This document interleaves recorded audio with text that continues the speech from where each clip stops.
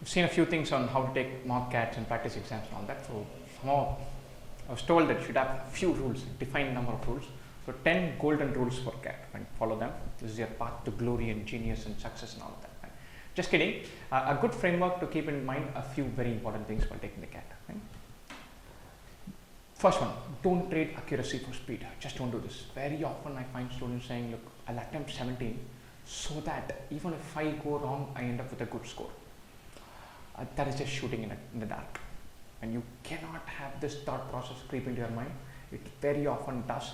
You should resist the temptation. In your entire mock CAT practice exam scenario, you should be very particularly pig-headedly focused on accuracy. You should set the bar at close to 100%. Shouldn't say I'll somehow shoot for 75% accuracy. I'll attempt 20. Hopefully 12 or 13 would be right. And would you ever go to a doctor who has that kind of hit rate? Doesn't work. Should be close to 100%. No bargaining on that. No negotiating on that. Being particularly insistent on this because more recently we've got more signals from CAT based on what we see in the scores, nothing official, that they're punishing inaccuracy more and more. So keep that in mind. Don't trade inaccuracy. Don't trade accuracy for speed. Don't do this. It's just not worth it. This allied to that, don't chase attempts. Whenever you chase attempts, you become more inaccurate. It's the first and second points are very linked. Right? If you're better at solving, better at reading, better at cracking puzzles, then you attempt more. It results in a better score. All of this preparation leads to better attempts. Better attempts per se cannot result in better score. All of this results in more attempts. In the exam hall, you cannot suddenly say, I'll somehow shoot to attempt 17. You cannot. If the paper says you have to attempt 14 and do all of them correct, that is what you are able to do, then you cannot set a bar for attempts and then say, I'll hit that. You will hit that, no doubt. But it will come with a price. Keep in mind, 12 attempted, 12 correct is way better than 17 attempted, 14 correct. Way better. And this +3 -1 math is very misleading. Don't do that. Don't chase attempts. Don't have a magic attempt number. Don't chase a magic percentile number based on some computation you have done. It's not required. Do not chase attempts. Very simple rule. One of my favorite rules. When in doubt, leave. In any question, you can go in with predetermined rules for leaving. Trigonometry, sin x, and leave. Data interpretation, there is more than 2 tables, more than 2 ways of presenting data, I'll leave. Any question that goes for more than 5 lines, I'll leave. That's okay. A question that you should have attempted but you end up leaving won't hurt you that much. The other way around, the question that you should not have tried but you end up getting suckered into, that will kill you. You spend 7 minutes agonizing over a question and you leave it. Odds are that you'll attempt the next 2 and get one of them wrong. So you spend a 15-minute period with 3 questions, 1 right, 1 wrong, 1 skipped. That gives you nothing. That'll kill your paper. So the more safer decision is to leave and get more and more comfortable with leaving. I actually tell a lot of our students to be artificially put on a nice smile. I'm going to leave this question and then be very happy about it and go to the next one. Should be thrilled that you're not getting into a stinker. And to get that habit, very often I find students who just can't leave. Let it go, it won't hurt you. Take chances. You've got to take chances. You're going to become I know I'm saying this back immediately after saying focus on accuracy, keep leaving questions, and I'm saying take chances carefully. Take chances carefully. If you feel like this question can be attempted, it looks dicey, it's a puzzle with 3 questions in it. It's not that easy, but I'm tempted. Go for it. Should jump in and then try it. But be prudent. If it doesn't work for 4 minutes, leave it at that. You cannot sit on the fence throughout with this paper. You have to commit yourself. You need to do that. You need to be very careful. You need to strike that balance. That's why I'm saying both these points back to back. Right? If you have a slightest doubt, leave. But if you're going in, then don't go in half-heartedly. And don't take foolhardy risks. And if you're attempting a question, go for it. After 3 minutes, take a call, leave it. But be decisive. Don't stay in that half state. That's what will kill you. It's a wonderful thing. Prioritization is key. And if you have to put rocks, pebbles, and sands into a jar, you will start with the rocks. Very simple. But why am I saying this? If you have to do RC, LR, and a bunch of questions, don't end with the RC or LR. Reading comprehension, logical reasoning are type of question where there are 3 to a group. To do the first one will take you 7 minutes. The next two will take 1.5 minutes each. You've got the hang of it. You found the whole grid. You've understood the passage. You've read it. You know the crux of it, the essence of it. So if you keep your RC LR to the last bunch, then the pressure is going to kill you. With 8 minutes to go, you start reading a passage. It's impossible to attempt it. It will take you 6 minutes to read it. The last 2 minutes of reading, you'll read quicker and quicker because you know that the clock is ticking, and you'll just gloss over the passage without actually getting anything.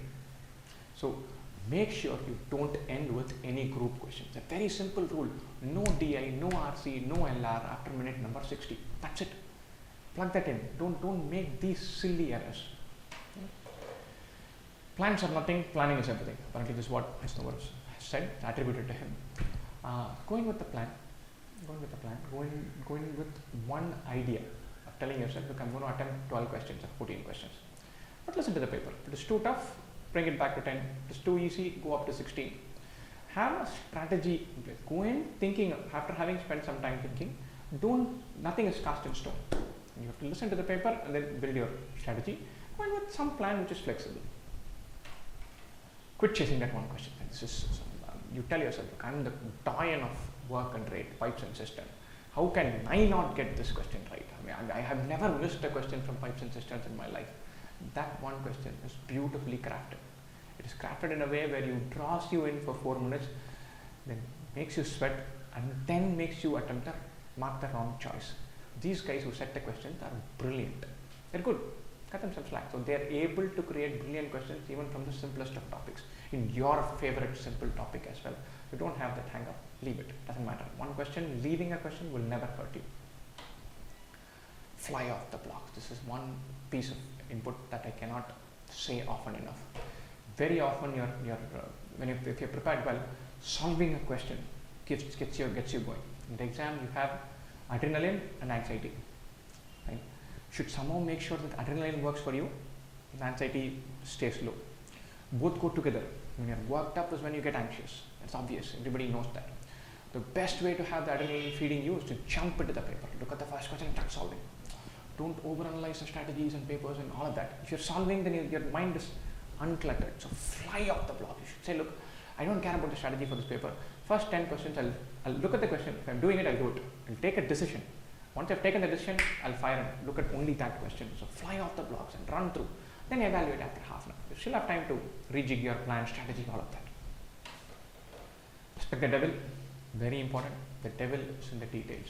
So non-negative integers. Modulus is greater than or equal to 0. The simple things in subject and verb agreement. In sentence rearrangement, where there's a first name and a second name thrown in. Where in data interpretation, they slip in the entire data for 2010 and the question asks for 2011. So you have to train your eye to focus on detail. That is very important. Make it a practice from very early on. You miss some detail, you should be very harsh on yourself. For this exam, it matters. So keep that in mind. Respect detail. Have a plan B. Don't put all your eggs into this basket called cat. Don't quit your job. Don't burn your bridges. Don't say bad, mean things to your boss. Don't be nasty to people around you because you're going to land up with an MBA. Don't do all of that. Mostly because it increases the pressure and results in poor decision making. So don't fall into the trap of putting everything into this one exam. It's a competitive exam. It's an exam which a lot of people take seriously. If everything falls well, great. If it doesn't fall well, you should still be fine. So don't rush in headlong and putting everything into this. Keep in mind, everyone makes these mistakes. When I took my 5th CAT last year,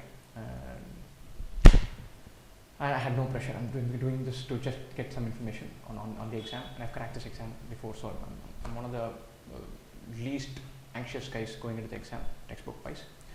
I've made many of the mistakes that I've been asking people not to do. There was one LR puzzle which I just couldn't let go. I told myself, look, I'm definitely getting this because it was a beautiful puzzle.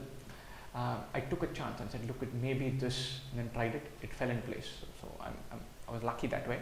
But it's a stupid chance to have taken. I should not have taken this, but I did the mistake. My colleague Bhaskar took his probably 13th CAT last year. He grappled with one question for 8 minutes. He knew he had to let go. He just couldn't. it really doesn't matter. We can make these mistakes. So I'm going to keep that as my buffer, saying I can still do these mistakes. You shouldn't be doing that. But don't make this. Let go. Don't get hung up over a question, over a puzzle. All of those kill your overall performance. Keep that in mind. And remember, the class is always half full. Go in with one sense of optimism, of fun, of joy. It's very important. Best wishes for your exam. Hope you have lots of fun cracking it, and hope you throw in everything into that paper.